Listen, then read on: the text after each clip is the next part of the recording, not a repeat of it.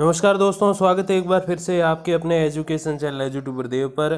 तो दोस्तों आज 12 जुलाई है और आज से लगभग एक महीने पहले एक अपडेट आई थी 12 जून को, जिसमें ये बताया गया था कि आरपीएससी कॉलेज लेक्चरर या असिस्टेंट प्रोफेसर की जो भर्ती होती है उसमें अब एग्ज़ाम को नहीं एकेडमिक रिकॉर्ड को या एपीआई स्कोर को जो है वो ज़्यादा महत्व दिया जाएगा।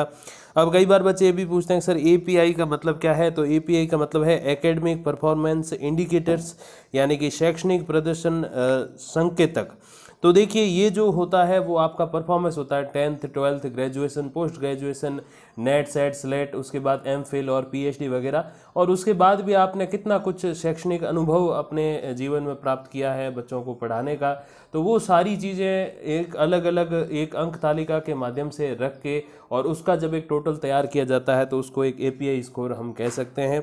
और इसको लागू किए जाने का काफ़ी विरोध भी हुआ। इस संबंध में एक छोटा सा सर्वे हम लोगों ने करवाया था अपनी जो ये फैमिली है यानी कि यूट्यूबर देव चैनल इस पर। तो इसमें देखिए हमने एक प्रश्न किया था कि आरपीएससी असिस्टेंट प्रोफेसर वैकेंसी 2022 में शैक्षणिक अभिलेख यानी कि एकेडमिक रिकॉर्ड को चयन का आधार बनाया जाना चाहिए अथवा नहीं। तो 73% टोटल 1600 इसमें वोट आए हैं और 73% यानी कि लगभग 1200 के तकरीबन अभ्यर्थियों ने ये कहा है कि नहीं, एकेडमिक रिकॉर्ड नहीं जुड़ना चाहिए। इसके पीछे जो मेरे हिसाब से सबसे बड़ा रीज़न है वो यही है कि अधिकतर अभ्यर्थी जो है वो पीएचडी योग्यताधारी नहीं है। और उससे भी बड़ी बात यह है, अगर कुछ पीएचडी योग्यताधारी है भी तो आपको पता है कि पहले की जो पीएचडी होती थी उसमें काफ़ी सारे अभ्यर्थी मैंने खुद रियल लाइफ में देखे हैं जिन्होंने वो ये खुद मानते भी हैं कि हमारा ये कॉपी पेस्ट से चल रहा है या प्राइवेट यूनिवर्सिटी से पीएचडी जो है वो चल रहा है। तो वो समय तो लेता है लेकिन उसमें उनको वो नॉलेज नहीं मिल पाता जो नॉलेज एक प्रैक्टिकल ओरिजिनल पीएचडी धारक को होता है। तो मैं ये नहीं कह रहा कि सारे पीएचडी धारक फेक होते हैं, ओरिजिनल भी होते हैं, ऑथेंटिक भी पीएचडीज होती हैं, लेकिन बहुत सारे ऐसे हैं जिन्होंने पीएचडी को बहुत आसानी से पहले कर लिया और उसमें भी कॉपी पेस्ट और ऐसे बहुत सारी चीज़ों के कारण एक पीएचडी का जो महत्व है वो नीचे आ गया। इसीलिए अधिकतर अभ्यर्थी यही कह रहे हैं कि एकेडमिक स्कोर जो है वो नहीं जुड़ना चाहिए। उसके बाद 13% कह रहे हैं कि जोड़ा जाना चाहिए। तो इनका शायद ये 200 के लगभग अभ्यर्थी हैं, इनका शायद आधार ये हो सकता है कि अब शायद पीएचडी डिग्री जिनके पास है वो ही ये कहेंगे और तो फिर कोई क्यों कहेगा। हाँ, पीएचडी को आप महत्व दे सकते हो और उसके 1-2 अंक आप जोड़ सकते हो या कुछ हद तक, जैसे रीट में अगर आपको पता हो कुछ समय पहले तक ये था कि 70-30 का फॉर्मूला लागू था, मतलब 70% आपके रीट के और 30% ग्रेजुएशन के अंक जो है वो उसमें जोड़े जाते थे। फिर ये 90-10 हो गया, फिर रीट रद्द हो गई, तो ऐसे कुछ करके कहानी चली। तो इसमें भी ऐसा कर सकते हैं कि जिनके पास पीएचडी है उनको थोड़ा सा एक्स्ट्रा बेनिफिट दे सकते हैं, लेकिन बिल्कुल ही उन्हीं को एक जो है टेबल 3B के माध्यम से, जो मैंने आपको एक वीडियो में बताया भी था कि टेबल 3B कैसे है और 2 तरह की है और उसमें भी कौन सी वाली जो है थोड़ी सी जुलाई वाली जो है वो थोड़ी सी ज़्यादा हानिकारक है और फरवरी 2018 वाला जो यूजीसी रेगुलेशन है वो इतना ज़्यादा पीएचडी को लाभ नहीं देता जितना जुलाई वाला देता है, और ये लागू भी इसमें जुलाई वाला करने की सोच रहे हैं। तो ओरिजिनली अगर हम देखें तो पीएचडी जिनके पास असल में है वो तो खैर ठीक है, लेकिन ऐसे अभ्यर्थी आपको बहुत कम ही मिलेंगे और ऐसे कॉपी पेस्ट वाले आपको बहुत ज़्यादा मिल जाएंगे अपने आज के समय में। और ऐसे ही उसमें हुआ था रीट में, जब ग्रेजुएशन की बहुत सारी फेक डिग्रीज अलग अलग राज्यों की, बाहरी राज्यों की यूनिवर्सिटी से लेकर आ गए थे और उसके बेसिस पे उन्होंने ज्वाइनिंग भी ली है और वो सर्विस भी कर रहे हैं। तो ऐसे काफ़ी कुछ चला और उसके कारण फिर उसको 90-10 किया गया। तो एकेडमिक रिकॉर्ड इतनी अच्छी बात भी नहीं होती। हाँ, उसको जोड़ दो आप, 2-4-5 अंक का आप उसमें बेनिफिट दे दो।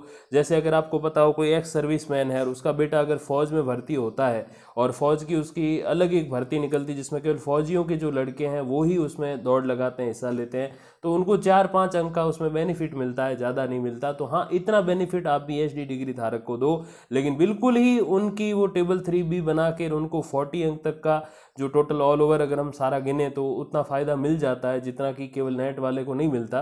तो 20 से 40 अंक का उसको ज़्यादा लाभ देकर बना देना असिस्टेंट प्रोफेसर और एग्ज़ाम नहीं लेना, मैं समझता हूँ कि सही नहीं है। और देखिए एग्ज़ाम एक ऐसी प्रक्रिया भी है जिसमें सभी को बराबर अवसर मिलता है, चाहे कोई PG plus net set slate है तो भी उसको वही अवसर मिल रहा है, और चाहे कोई पीजी प्लस पीएचडी है तो भी उसको वही अवसर मिल रहा है जो कि नेट सेट स्लेट वाले को मिल रहा है। तो दोनों को एक बराबर रखने का सबसे बढ़िया तरीका जो है वो एग्ज़ाम होता है। और फिर 9% जो अभ्यर्थी उन्होंने ये कहा कि जोड़ा जाए किंतु परीक्षा का अंकभार ज़्यादा हो। ये भी एक सही तरीका, अगर आपको जोड़ना ही है तो एग्ज़ाम को आप थोड़ा ज़्यादा महत्व दो और एकेडमिक को थोड़ा कम दो, ये एक सही तरीका हो सकता है। तो लगभग 150 के समथिंग वोट इसमें आए हैं। और फिर 5% ने कहा कि अगली भर्ती में ये नियम लागू किया जाए, अभी नहीं किया जाए। और अभी यही लग रहा है, देखिए जैसे मैंने आपको बताया कि 1 महीने पहले अपडेट जारी हुई थी जिसमें ये बताया गया था कि आरपीएससी को जो है वो फाइल भेज दी गई है ये एकेडमिक रिकॉर्ड के बेस पे असिस्टेंट प्रोफेसर की भर्ती की।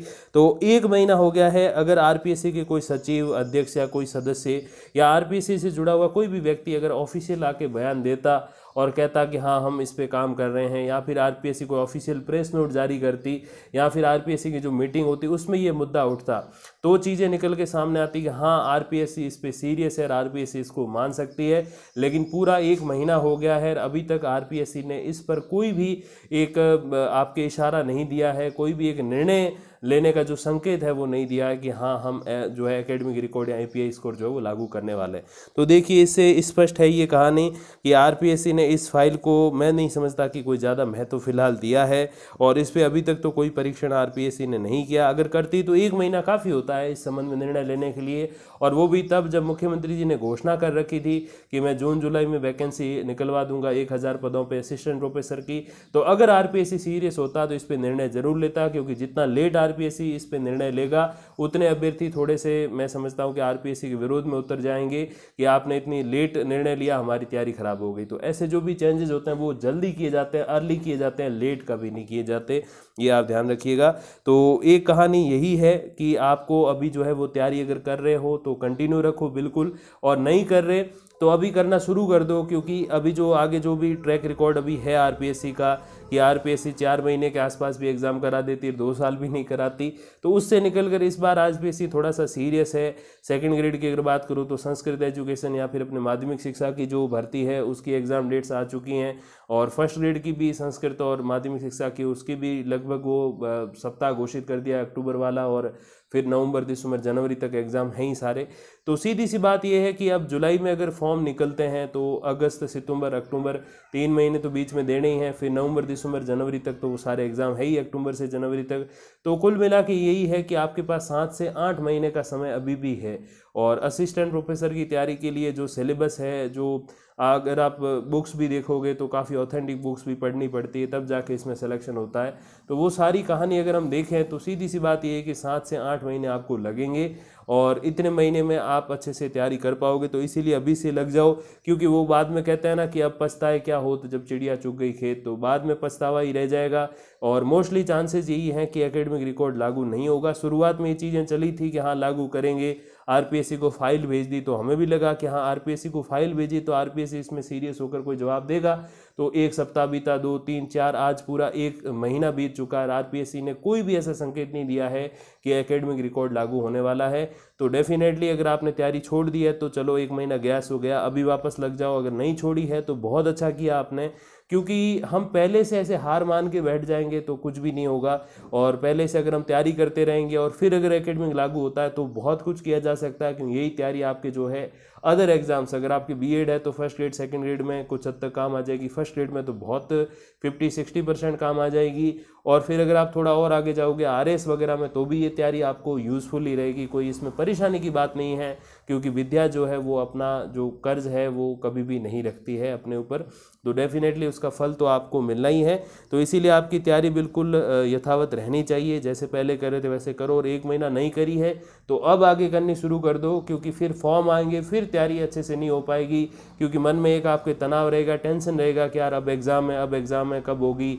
एक दिन समझ लो कोई आप भगवान ना करे थोड़ा बहुत सिर दर्द हो गया, बीमार हो गए, हल्के फुल्के जुकाम बुखार हो गया 1-2 दिन का, तो आप दूसरों से पिछड़ता हुआ महसूस करोगे। इससे बढ़िया है कि अभी 7-8 महीने है, जनवरी, फरवरी या मार्च के आसपास या उसके बाद ही एग्ज़ाम होगा। पहले तो है नहीं कि सारे एग्ज़ाम लाइन वाइज हैं, अपने सेकंड ग्रेड के भी 2 हैं, संस्कृत शिक्षा वाला, माध्यमिक शिक्षा वाला, फर्स्ट ग्रेड के भी 2 हैं, और भी एग्ज़ाम जो है ऑल ओवर द लाइन में बने हुए हैं, और फिर जैसे मैंने कहा 3-4 महीने से पहले इधर पॉसिबल नहीं है, तो जनवरी फरवरी मार्च अप्रैल तक कहानी जाएगी ये।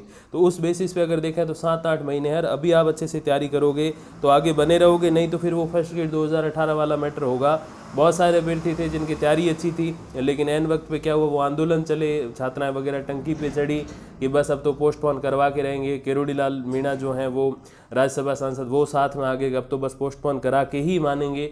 आखिर में क्या हुआ, वो आंदोलन बिखर गया और 40% अभ्यर्थी ही उपस्थित हुए एग्जाम देने, और 40 to 45 to 50 मतलब आधे अंक भी जिनके नहीं थे ना, वो आज लेक्चरर बन गए साहब। 50 से 60 हज़ार 70 हज़ार तक वो जो है सैलरी लेना शुरू कर चुके हैं। तो आप समझ लीजिए साहब कि क्या कुछ हो सकता है इन विवादों से। तो आपका ध्यान केवल तैयारी पे होना चाहिए, बाकी जो है वो होगा। अब अगर आपकी किस्मत में नहीं है तो API स्कोर लागू हो जाएगा, तो कोई बात नहीं, आप JRF निकाल के PhD कर लो, अगले में हो जाओगे। तो कोई ऐसा इम्पॉसिबल कुछ भी नहीं है। अगर आप तैयारी करोगे तो उसमें तो कोई नुकसान है नहीं, और नहीं करोगे तो नुकसान बहुत सारे हैं, क्योंकि इस भर्ती से रह जाओगे और फिर आगे JRF नहीं कर पाए, नेट अच्छे से नहीं कर पाए, PhD नहीं होगी तो अगली में भी रह जाओगे। तो यही आपको ध्यान देना है, तैयारी यथावत रखो, ताकि PhD अगर जैसे वो अनिवार्य, लगभग समझ लो अगर API होता है तो फिर अनिवार्य टाइप हो गई, तो अगर वो होता है अनिवार्य API स्कोर तो भी अगर आप जो है अच्छे से पढ़ते हो तो उस लाइन में रहोगे, ये नहीं अगली भर्ती तक। और अगर नहीं पढ़े तो इससे तो चूकोगे ही, और अगली से भी चूक जाओगे। तो अच्छी बात यह है कि आप इसमें अच्छी तैयारी करो। तो मोस्टली चांसेस यही है कि 1 महीना वो RPSC ने कोई संकेत नहीं दिया है कि इसमें लागू होगा API स्कोर, तो सीधी सी बात यह है कि एग्जाम के बेस पे ये भर्ती होगी। अभी तक जो कहानी है उसकी मैं बात बता रहा हूँ, और उसी के आधार पर आपको जो है वो तैयारी करनी चाहिए। और API का मतलब तो मैंने आपको बता ही दिया। कुछ एक बच्चे जो थे वो कमेंट कर रहे थे कि सर बताओ API क्या है क्या कुछ नहीं है, तो देख लीजिए थोड़े पुराने वीडियोज़, आप थोड़ा और ईजिली इसमें समझ पाओगे।